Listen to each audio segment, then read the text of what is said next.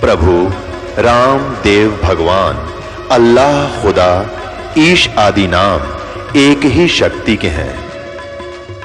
वो कैसा है, कहां है, कैसे मिलता है, किसने देखा है? ये प्रश्नवाचक चिन्ह पूर्ण रूप से हटाने के लिए अवश्य सुनिए जगत गुरु तत्वदर्शी संत रामपाल जी महाराज के अमृत वचन सर्व पवित्र धर्मों के पवित्र शास्त्रों के आधार पर।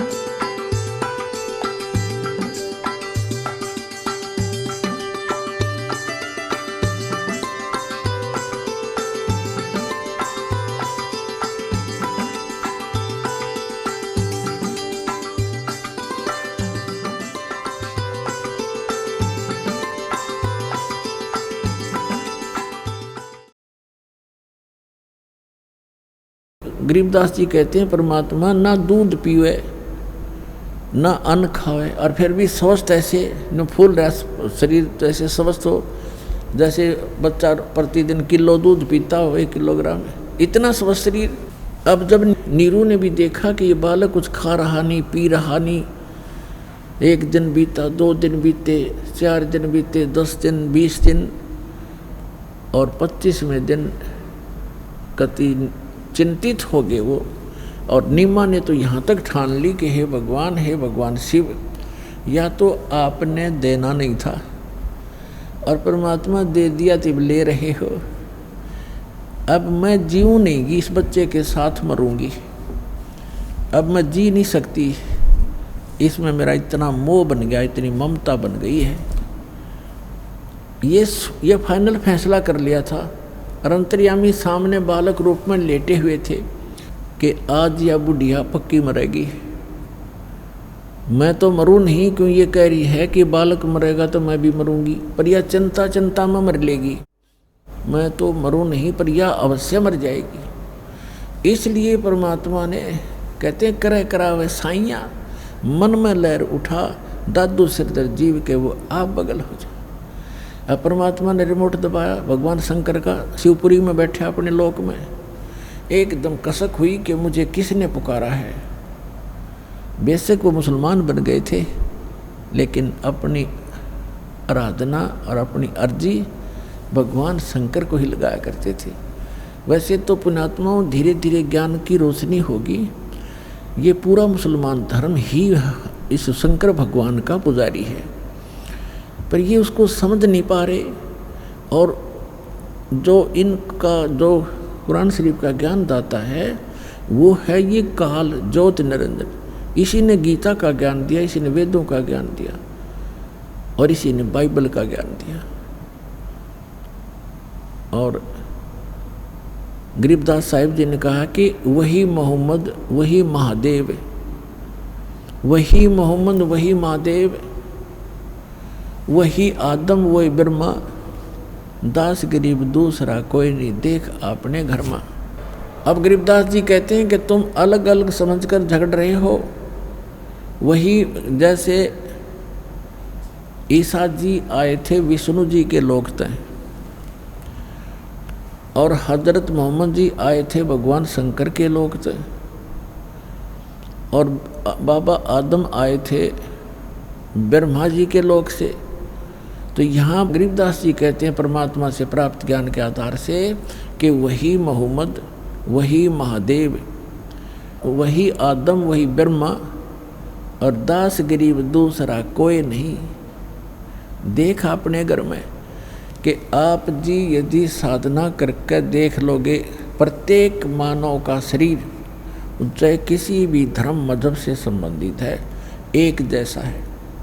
उसके अंदर कमल भी एक जैसे हमारे रीढ़ की हड्डी है, जो जिसको बैकबोन बोलते हैं, पीछे की जो हड्डी है बैकबोन पिछले की, इसके अंदर की साइड में जैसे बहुत ऐसा स्थान है जिस पर छोटी छोटी सी ऐसे नाभि कमल, नीचे मूल कमल, गुदा से 2 उंगल ऊपर अंदर की तरफ, और उससे 2 उंगल ऊपर लगभग स्वाद कमल है ब्रह्मा जी। जिस मूल कमल में गणेश जी का निवास है, यानी गणेश जी का चैनल समझ लो कि गणेश जी के लोक में जो भी क्रियाएं हो रही हैं आप इस अपने मूल कमल में देख सकते हो।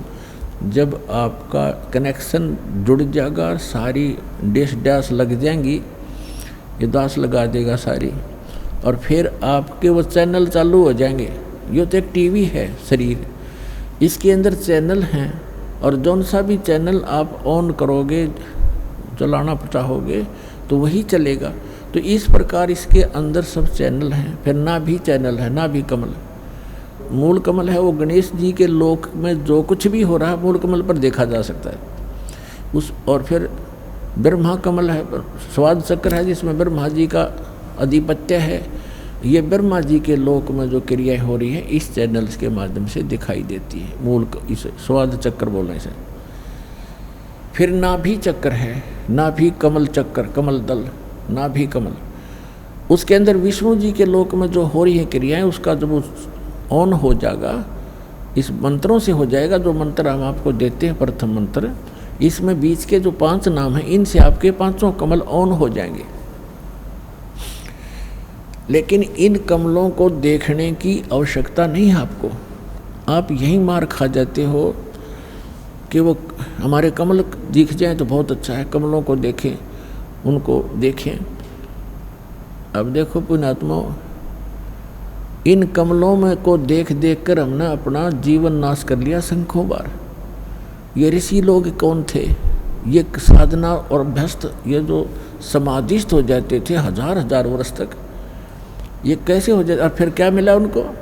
ये क्या होता है कि किसी भी कमल में आपकी सुरती लगी, वो ऑन हो गया तो उसके अंदर आपकी सुरती पहुंच जाएगी बहुत दूर तक, और उस लोक में प्रवेश कर जाएगी। वहाँ आप जो देखोगे नज़ारे, जैसे बालक किसी मेले में चला जा, कहीं कोई रीछ नचा रहा है, कोई कहीं पर गा रहा है, कोई भालू, कोई बंदर नचा रहा है, कोई कहीं कुश्ती हो रही है, कहीं कोई गाने गा रहा है, कोई ऐसे ऐसे डुगडुगियाँ बजा रहा है। तो वो बालक उस मेले में चला गया तो फिर उस मेले में बिचल जाएगा, उसको पता नहीं चलेगा, और पिता जागा बिछुड़। तो ऐसे आप बच्चे हो, इस जिस भी कमल में वो ऋषि प्रवेश कर जाता था 1000 वर्षों, तो वो बहुत लंबे क्षेत्र हैं, उनमें कहीं नाच देख रहा है, वहाँ अप्सराओं के कहीं झरने में नहा रहा है, जैसे सपना हो जाता है ना समाधि में, ऐसे चलता है फिर। और जब वो वापस आता है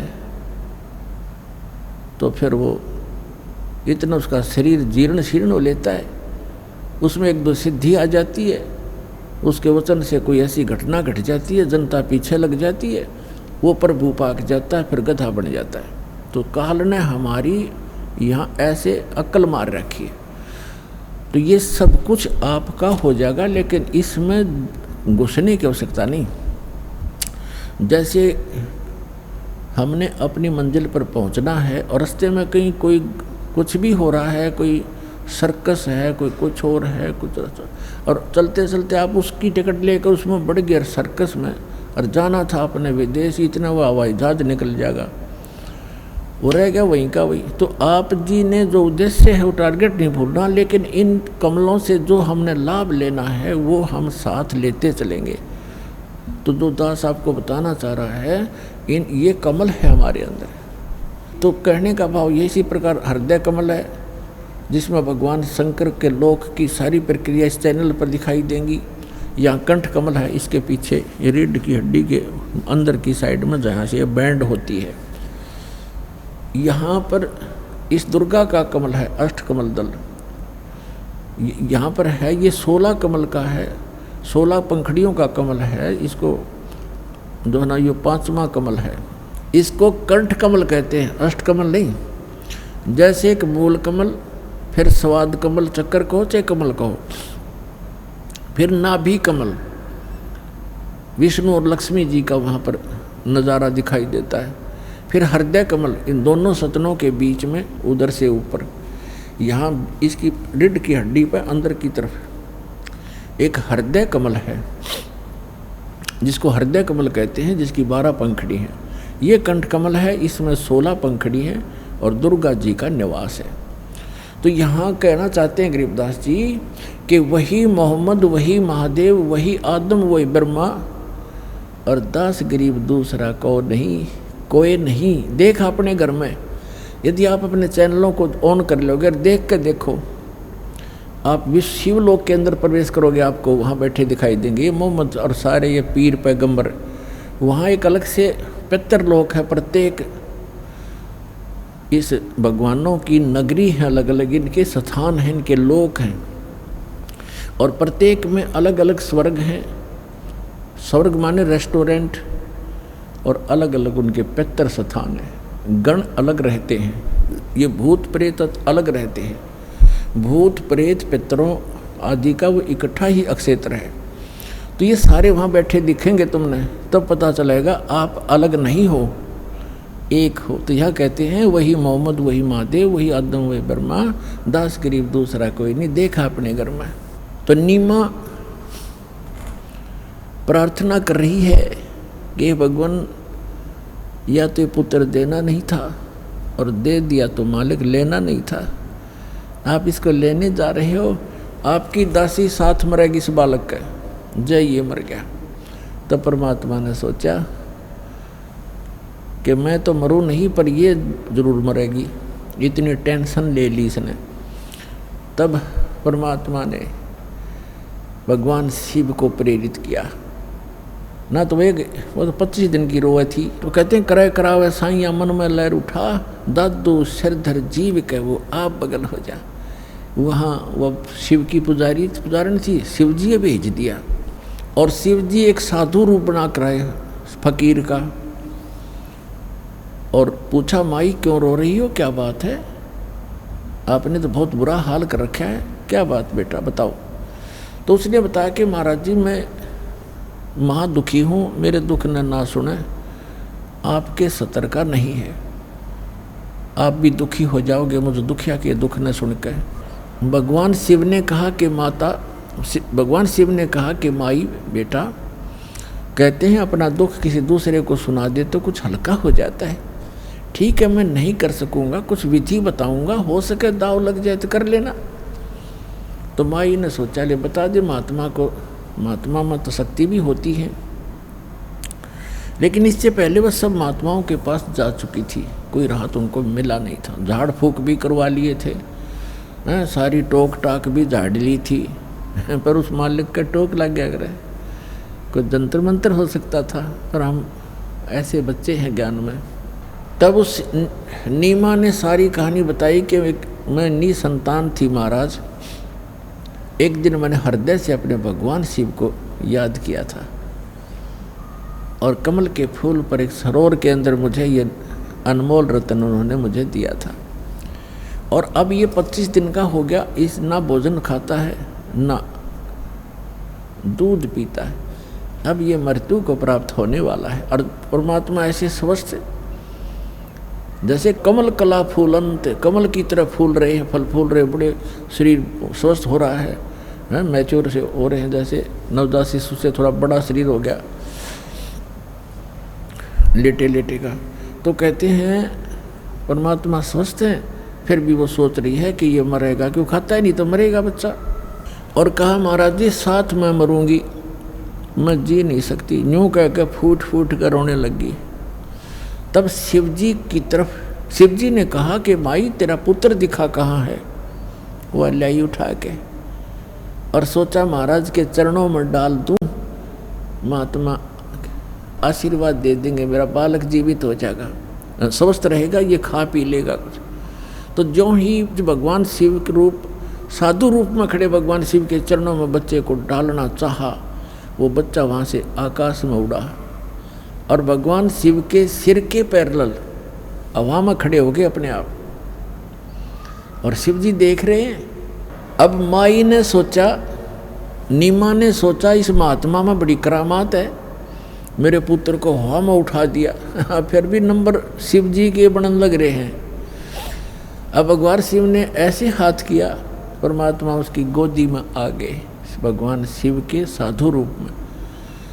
और फिर परमात्मा की और भगवान शिव की, दोनों भगवानों की नज़र में नज़र मिली।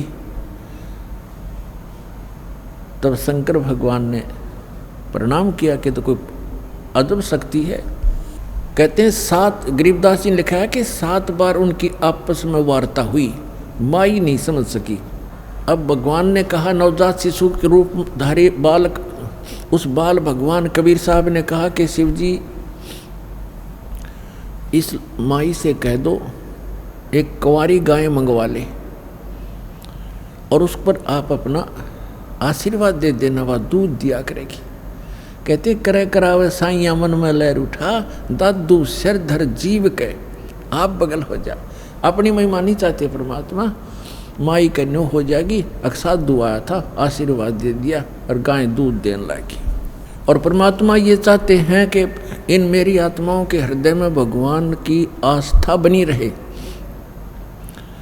चाहे वो किसी के माध्यम से बनावे। तभी तो आज तक आप भगवान भगवान करते फिर रहे हो और किसी को राहत मिली नहीं। भले ही साधनाएं गलत थी, लेकिन आप कभी मालिक के चरणों में रहे हैं, जिस कारण से आपको भक्ति से परिपूर्ण कर गए थे। आज तक आपके पुण्य समाप्त नहीं हुए थे। आज से 600 वर्ष पहले परमात्मा आए थे, 64 लाख शेष हुए थे। उन 64 लाख में से आप हो जो सबसे पहले आओगे। और आपको इतना भक्ति और आशीर्वाद से आपको आपका पोषण कर गए थे, आत्मा का इतना आपके पुण्य संग्रह करवा गए थे कि आप जी के जन्म होते आ रहे मनुष्य के। भले ही आप साधनाएं किसी भी देव देवता की कर रहे थे, उनसे मिलना मिलाना कुछ नहीं था, आपके फल रहे थे पूर्व जन्म के कर्म ही, वो संस्कार मिल रहे थे। लेकिन आस्था भगवान में जुड़ी थी कि मैं इस भगवान की पूजा कर रहा था, मुझे लड़का हो गया, मेरी नौकरी लग गई, जैसे इस दास के साथ था। अब पता चला जिन भगवान ने क्यों पूजा करते थे वो कुछ कर ही नहीं सकते थे, लेकिन हमारी आस्था थी, हो रहा था, फल रहा था, संस्कार प्रारब्ध, और हम क्रेडिट देते थे इन भगवानों को, और हमारी चाह बनी रही भगवान में, और कर रहा था वो खुद मालिक। तो उसी समय साधु वेशधारी भगवान शंकर ने कहा कि नीमा तेरा पति कहाँ बुलाओ। उसने अपने पति को बुलाया। तो भगवान शिव ने कहा, यानी जो साधु रूप में खड़े थे, कि ऐसा कर बच्चा, एक कुंवारी गाय ला जिसने दूध पीना छोड़ रखा हो और सांड न टच ना करी हो, जाके संग बैल नहीं लागा, और एक कुम्हार के घर से एक बिल्कुल ताज़ा स्वच्छ एक छोटा सा मटका ले आना जिसमें दूध निकाला करेंगे, घड़ा, छोटा घड़ा, बरोला।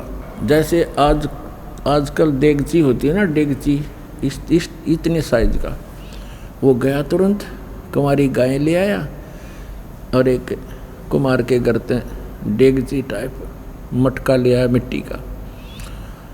भगवान शिव ने उस बछिया के सिर पे कमर पे हाथ मारा, लंबे लंबे सतन हो गए और पातर नीचे कर दिया।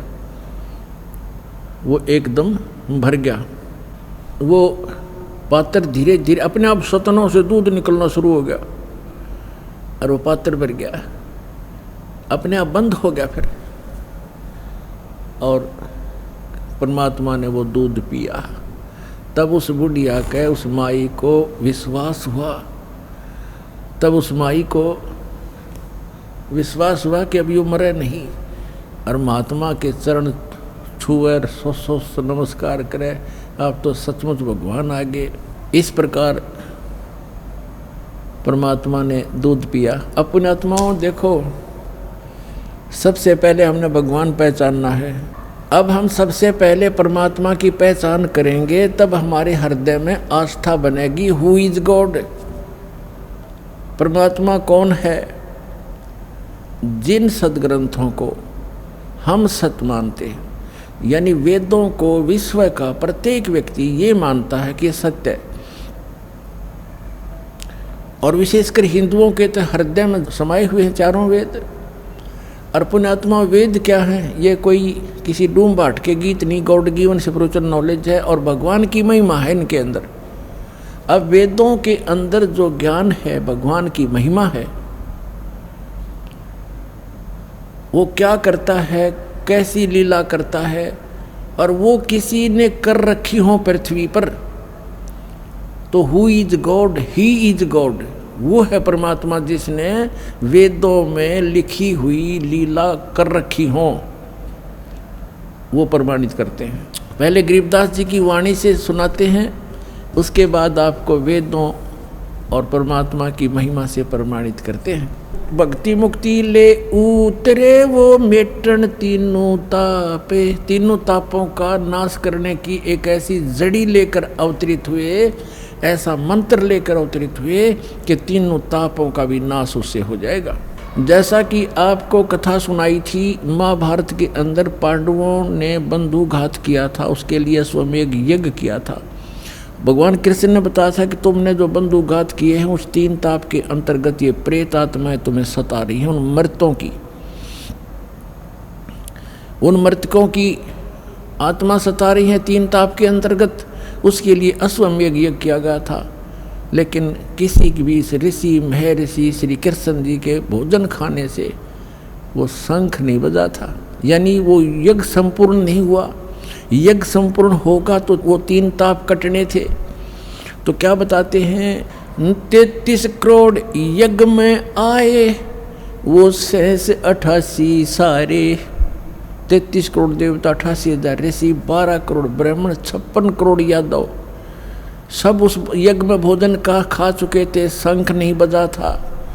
33 करोड़ यज्ञ में आए वो 88 सारे, 12 कोट वेद के वक्ता, वो सुपच का शंख बजा रे, मन तू पावेगा अपना किया रे, भोग गयो अपना किया रे।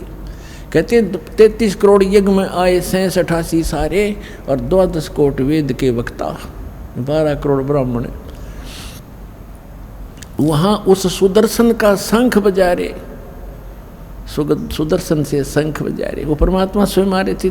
तो यहाँ बता रहे हैं कि वो परमात्मा ही ऐसे मंत्र देता है जिससे आपके तीनों ताप भी कटेंगे। तुम कौन राम का जपते जापम, तात कटे ना ये तीनों तापम। और अभी आपको बताया वेदों में, ऋग्वेद मंडल नंबर 9 सूक्त 95 के मंत्र 2 में और 94 के मंत्र 1 में, 9 मंडल के सूक्त 94 के मंत्र 1 में स्पष्ट किया है कि वो परमात्मा कवियों की तरह आचरण करता है, घूमता फिरता है और अपने मुख कमल से वाणी बोलता रहता है।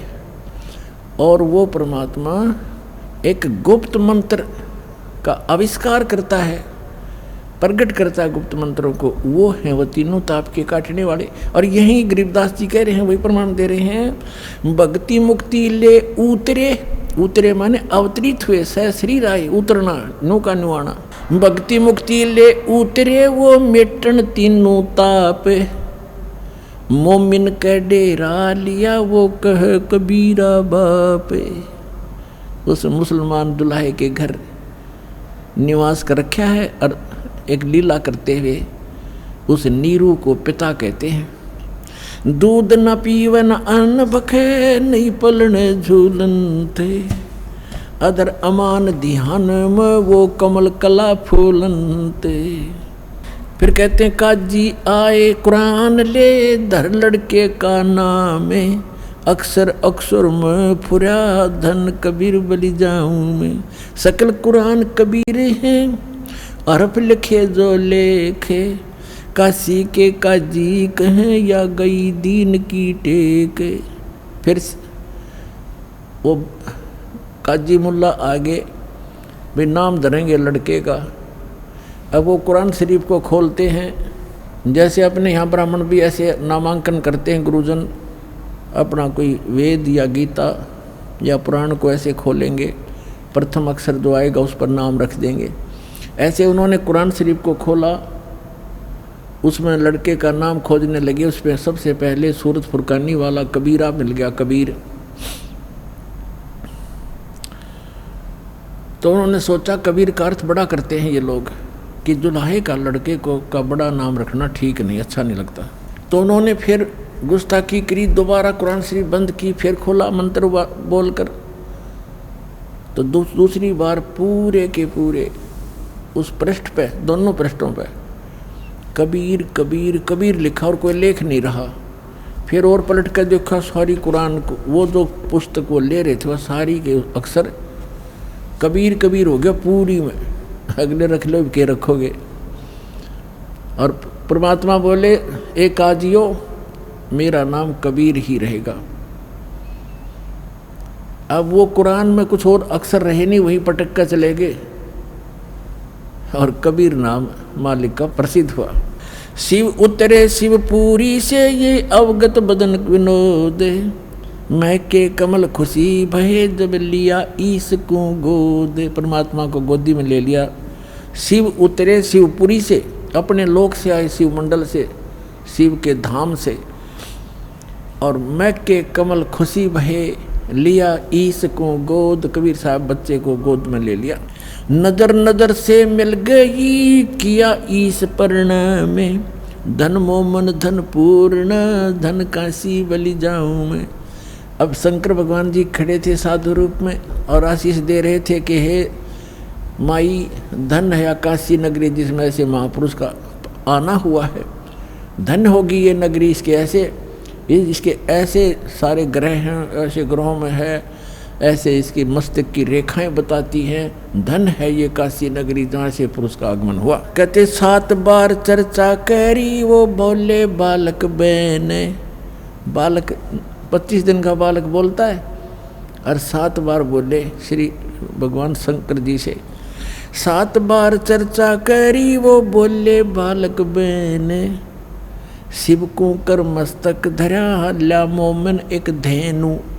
हे मोमिन, हे मुसलमान, हे बच्चा, जा एक धेनु, एक गाय लिया। अन ब्यावर को दूहत है दूध दिया तत्काले। कंवारी को दूहत है दूध दिया तत्काले, पीवे बालक ब्रह्म गति ता शिव भय दयाल। अपनात्मा इतना समय नहीं, अब परमात्मा की महिमा तो आज शुरू हुई थी, आज ये 5 दिन पूरे हो गए। इतनी महिमा इस परमात्मा की। अब एक तो गरीबदास जी ने ये प्रमाणित कर दिया कि उस एक तो अब पहले आप जी को दिखाते हैं। अभी तो दास ने वर्बली बताया, आदरणीय गरीबदास साहिब जी जो परमेश्वर से मिले थे और उनकी दिव्य दृष्टि खोली थी, उस आधार से पूर्व की घटनाएं जो कि तुम लिखी सच्चाई कि कंवारी गायों का दूध पिया परमेश्वर ने, शिव जी ने उसके कमर पर हाथ रख दिया, उसने दूध दिया और फिर वो देती ही रही कंवारी गाय और परमात्मा दूध पीते रहे। फिर दूसरी गाय लाए उसने, जब वो छोटी, फिर दूसरी लाए उसने भी ऐसे ही। तो ऐसे चलता रहा, कंवारी गायों का दूध परमात्मा पीते हैं। तो ये तो आपने गरीबदास जी की वाणी से सुना। अब वेदों को, मैं भगवान की महिमा है, अब आपको वेदों से प्रमाणित करता हूँ। ऋग्वेद मंडल नंबर 9, ये कहाँ से प्रकाशित है, किसने छापा है? ये है प्रकाशक हैं सर्वदेशी कार्य प्रतिनिधि सभा, महर्षि सिद्धांत भवन, रामलीला मैदान, नई दिल्ली से। और ये देखिएगा, ये इसका अनुवाद करता है, यहाँ से ये मुद्रित है। अब आपको दिखाते हैं ऋग्वेद मंडल नंबर 9 सूक्त 1 का ये मंत्र नंबर 9, ये 9 नंबर है। इसमें क्या लिखा है कि अभी अधन्या उत्सृणंती धेनव शिशुम, ये शिशु शब्द है इसके अंदर। सोम इंद्राय पातवे, इसका अनुवाद किया है इन्होंने आर्य समाजियों ने ही, लेकिन ये थोड़ा सा गलत करके दास उसको ठीक करेगा।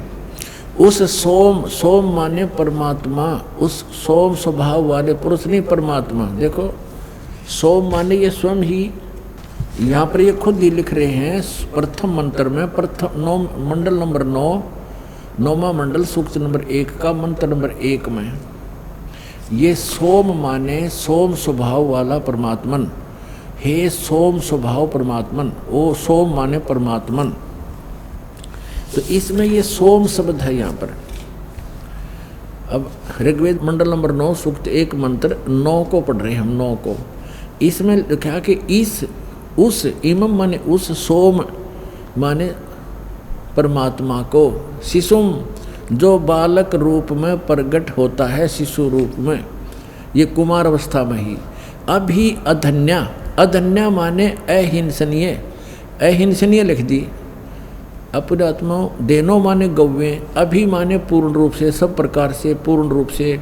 अधन्या अहिंसनीय कर दिया इन्होंने, ये अनुवाद गलत कर रखा है। इसका अर्थ बनता है जैसे हमारे यहाँ क्षेत्र में हरियाणा के अंदर जो गायें नए दूध नहीं होती गऊ, उसको कहते हैं ये बिना धनाई है, बिना धनाई। अधन्या जो गर्भ ना धारण किया हो, और अभिअधन्या यानी पूर्ण रूप से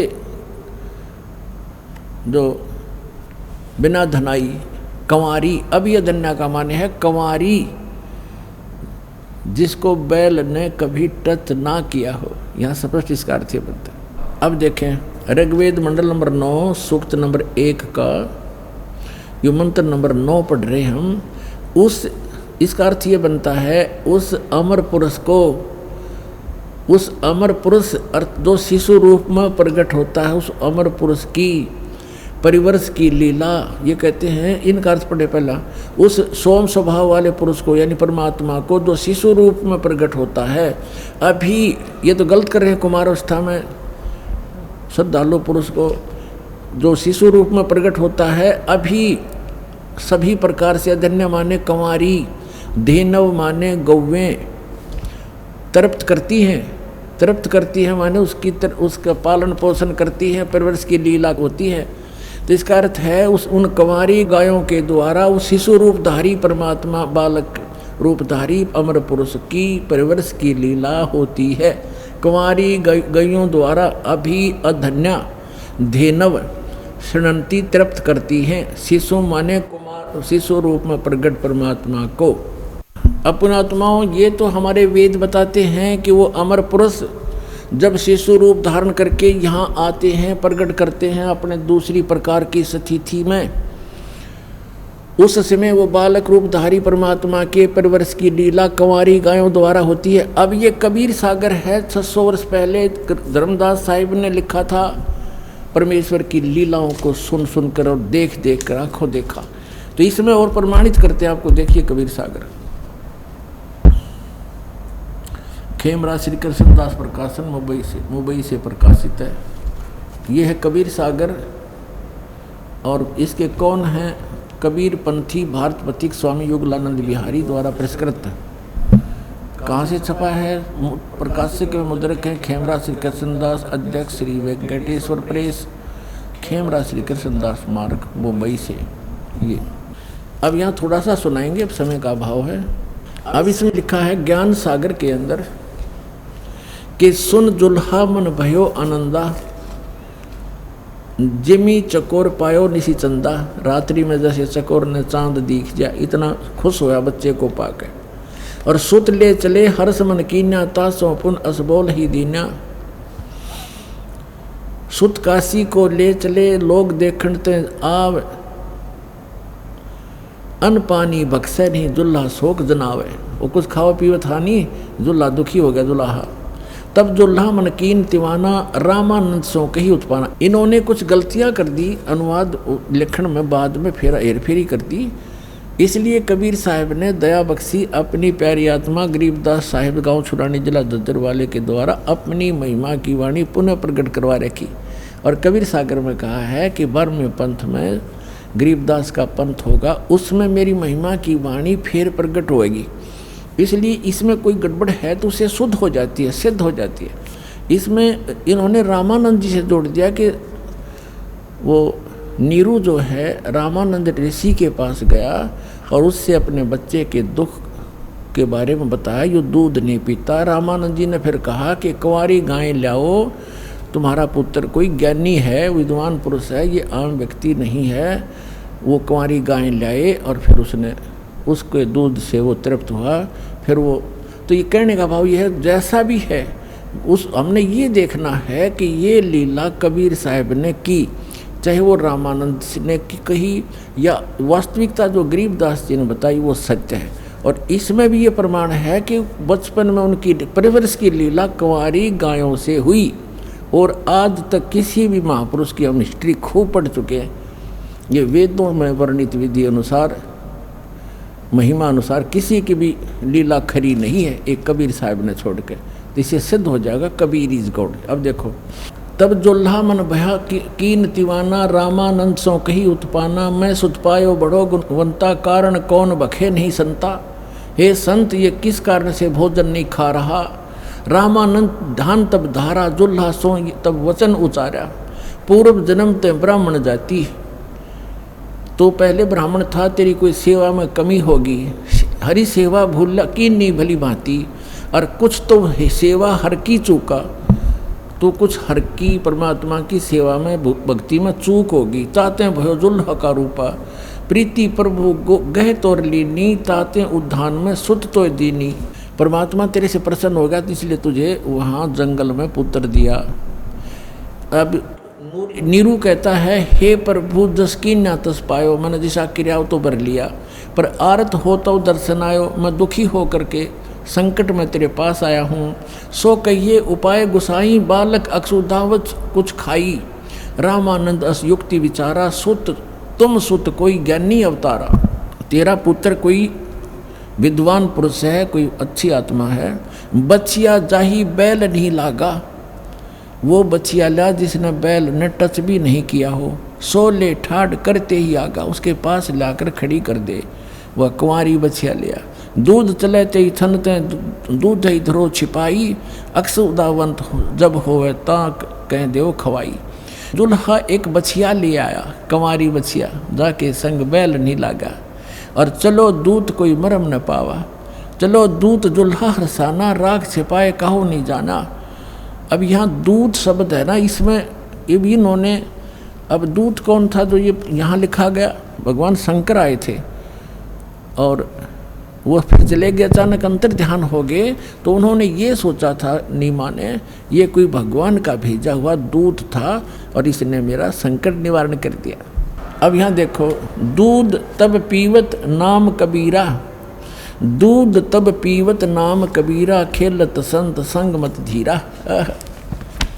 अपनात्मा, हमने सबसे पहले ये पहचान करनी है कि जिस भगवान की, जिस अल्लाह की, जिस खुदा की हम भक्ति कर रहे हैं, वो सचमुच भगवान भी है कि नहीं।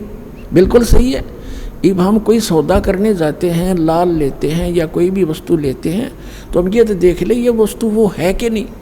तो आज आपके समक्ष हमारे पवित्र सदग्रंथ वेदों ने सिद्ध कर दिया कि भगवान जब शिशु रूप धारण करके आता है, उनकी परवरिश की लीला कुंवारी गायों से होती है। और परमेश्वर ने स्वयं 600 वर्ष पहले यह लीला की, क्योंकि वो तो गुण है, वो करते ही करते हैं।